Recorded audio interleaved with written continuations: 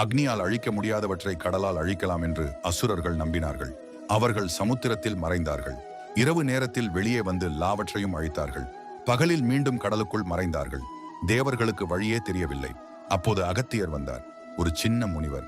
உடல் சிறியது, ஆனால் உள்ளே உலகையே தாங்கும் சக்தி இருந்தது. அவர் கடற்கரையில் நின்றார். கண்களை மூடினார். பிறகு குனிந்து முழு சமுத்திரத்தையும் ஒரே மூச்சில் குடித்தார். இது கட்டுக்கதை இல்லை.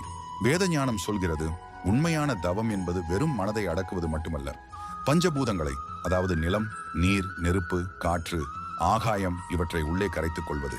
அகத்தியர் தண்ணீரை குடிக்கவில்லை, தண்ணீரின் தத்துவத்தையே தன்னுள் இழுத்துக்கொண்டார். ஆனால் உண்மையான கேள்வி இதுதான், அந்த சக்தி அவருக்கு எங்கிருந்து வந்தது? எந்த தவம் ஒரு மனிதனை கடலையே வெல்லும் அளவுக்கு மாற்றும்?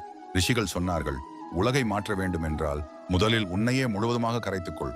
அகத்தியர் அதை செய்தார்.